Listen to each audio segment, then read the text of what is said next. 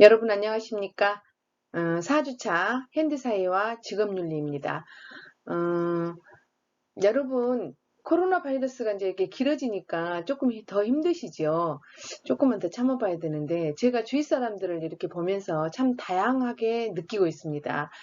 코로나 바이러스를 어떻게 인지하고 있느냐에 따라서 사람들이 다양하게 행동을 하고 있더라고요. 첫 번째는 엄청 조심하시는 분들 있잖아요. 사람도 안 만나고 운동을 하더라도 사람 없는 데서만 하고 정말 집콕 하는 사람들, 정말 조심하는 사람들이 있어요. 근데 그런 분들은 되게 의료계에 종사하신 분들이라든지 또 기저질환이 있으신 분들은 정말 조심하더라고요. 코로나19 바이러스를 굉장히 크게 생각하는 거예요. 근데 두 번째는 적당히 조율하면서 사시는 분들이 있어요. 적당히 뭐 저기 시민공원 같은 데 가서 운동도 하고 적당히 사람도 만나고 이제 마스크는 꼭 이렇게 끼고 다니면서 적당히 야외 놀러도 가고 적당히 하시는 분들도 있고 그러니까 조심하면서도 즐기면서 그냥 사시는 분들도 있고 세 번째는 조심한다고는 하지만 우리가 봤을 때는 그냥 뭐 식당도 마음대로 다니시고 나름대로 그냥 안 걸리겠지 이런 마음으로 다니신 분들이 있더라고요. 근데 저 같은 경우는 이제 두 번째에 해당합니다.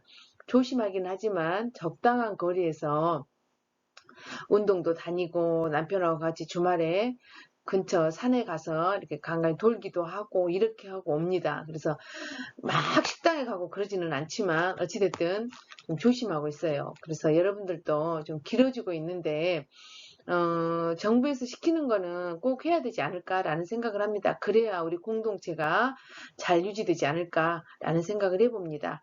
자, 윤리 이론에 대해서 한번 보도록 하겠습니다. 윤리란 무엇인가? 그 개념을 한번 보도록 하겠습니다.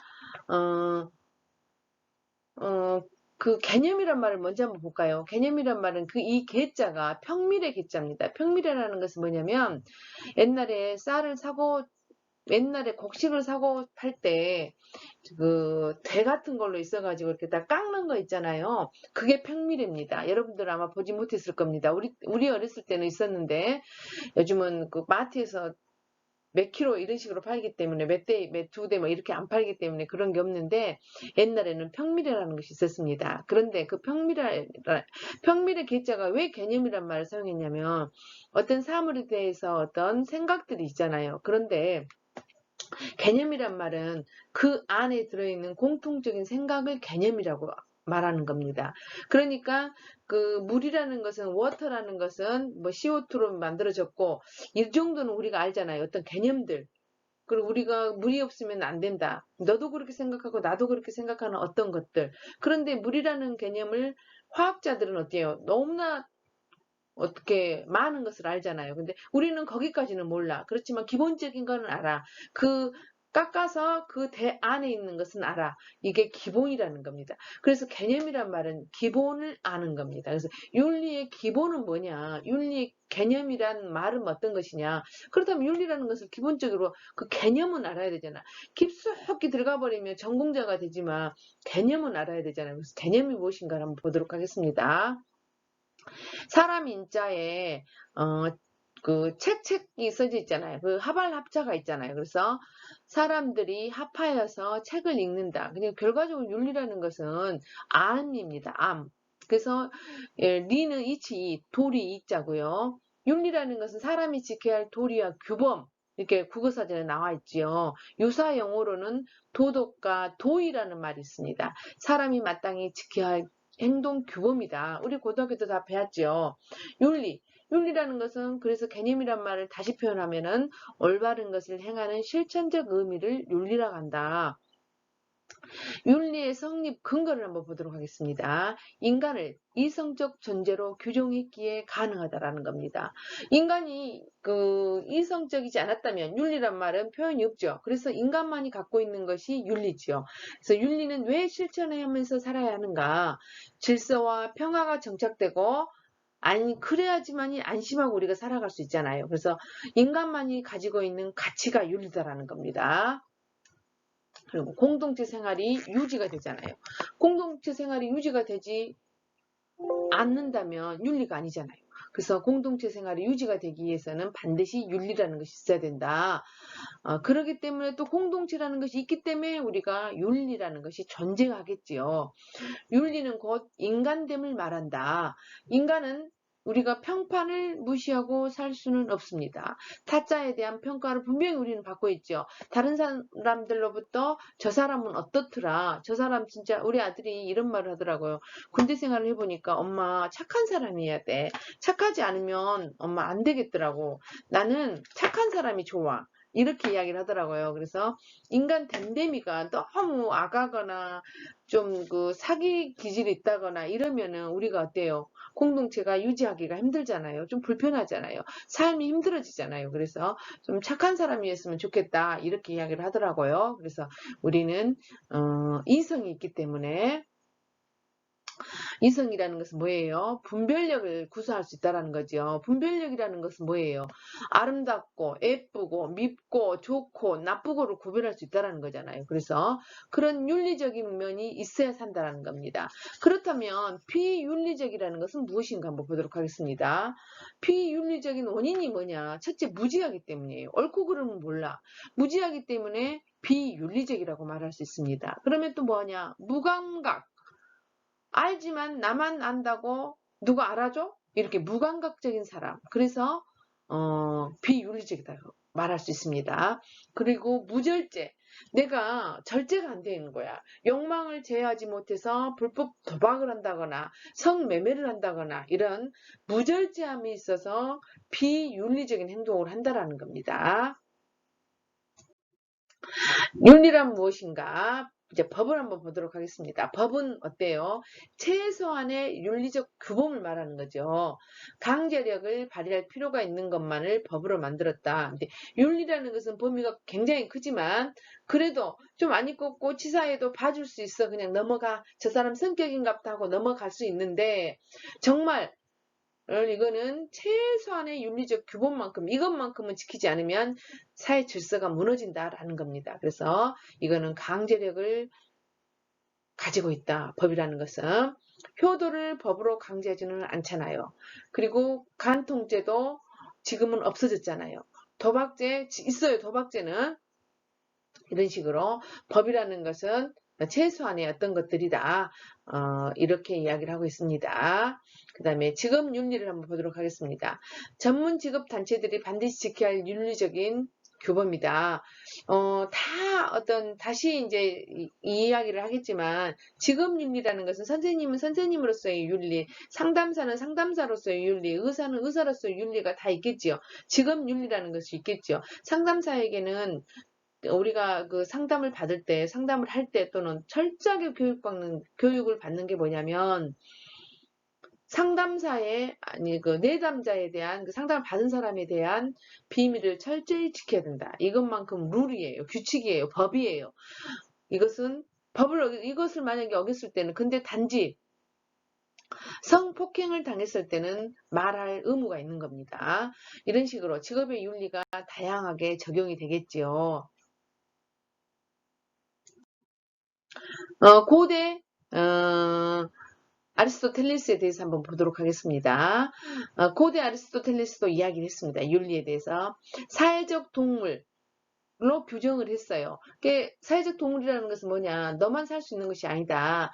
다 같이 살아간다. 공동체 생활을 한다. 공동체 존재임을 천명했다. 공동체에서 살 수밖에 없다. 우리는 인간은 좋은 삶을 살기 위해서는 공동체 생활을 하는데 그 필연적인 조건이 바로 윤리라고 말하고 있습니다. 그래서 그 윤리라는 것은 반드시 우리가 좋은 삶을 살기 위해서는 행해야 한다는 겁니다. 자, 예쁘다, 잘생겼다처럼 자기에 대한 자기 스스로 평가는 독백일 뿐이다.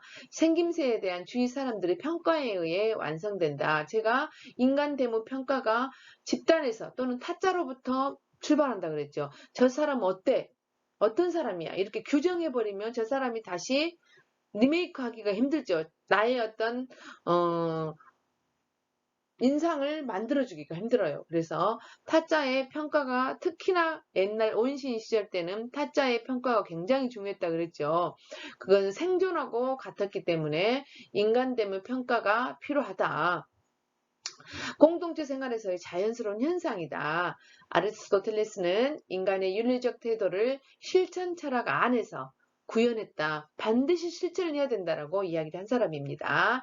윤리의 실천 철학은 좋은 삶을 위한 필연적 조건이다라는 겁니다. 다 같이 잘 살기 위한 최고의 선이 바로 윤리라고 아리스토텔레스는 말하고 있습니다. 자, 중세를 한번 보도록 하겠습니다. 중세시대에 이제 고대에서 아리스토텔레스가 최고성 개념은 뭐 이렇게 필연적이다, 실천해야 된다라고 계속 고대에서 이야기를 하고 있지요. 근데 그 개념이 아리스토텔레스 어떤 그 최고의 선, 윤리의 개념은 중세시대에 들어오면서 그리스도교의 신으로 바뀌게 됩니다. 그래서 중세시대는 암흑의 시대, 중세시대는 신이 지배한 시대라고 우리가 표현하고 있잖아요. 그래서 중세시대에는 신이 어떤 그 윤리였다라는 겁니다. 신의 가르침이 윤리였어. 그걸 가르침을 받지 않으면 우리는 어때요? 윤리적이지 않아. 이렇게 됐단 말이에요. 중세에는. 근세에는 자연과학과 테크놀로지의 발달에 의해 점차로 기계론적 사유로 대체되었다. 이제 점점 어떻게 돼요? 자본주의 사회가 이렇게 이제 파고들기 시작한 거지요. 이게 뭐 뭐든지 뭐 돈으로 환산하게 되고 이렇게 변해버렸다 이 말이에요. 현대는 물론 현대 윤리도 마찬가지로 자본주의가 들어와서 지금 자본주의가 정착돼 있는데 도덕 상대주의가 어떤지 들어온단 말이에요. 예를 들어서 우리나라에서만 살 때는 제가 1988년도에 최초로 제가 일본을 갔었는데 그때 시대에 일본 가는 거 굉장히 빨랐어. 애국을 간다는 것은 굉장히 어려운 시기였단 말이에요. 그때 뭐 내가 1988년에 일본을 갔는데 출세했다고 막 저한테 그러더라고요. 그 정도로 애국을 간다는 것이 어려웠어요. 그렇기 때문에 굉장히 폐쇄된 문화잖아요. 우리나라 문화가 가장 좋은 문화라고만 생각했잖아요. 상대의 문화는 어때요? 인정해주지 않았잖아요. 그래서 문제가 된다라는 겁니다. 그래서 지금은 도덕 상대주의라는 어떤 의미를 지금 부여하고 있다라는 겁니다. 그래서 문화 상대주의란 말이 다시 탄생하게 됩니다. 예를 들어서 한번 보도록 하겠습니다. 고대 페르시아 왕인 다리우스라는 사람이 여행을 하다가 문화의 다양성을 한번 보게 된 겁니다. 그래서 그 사람의 어떤 문화를 그 책이 헤로도토스라는 역사책에 나온 이야기입니다. 그 이야기를 한번 해보도록 하겠습니다. 고대 페르시아 왕 다리우스가 여행 중에 경험한 문화에 대해서 한번 이야기를 합니다.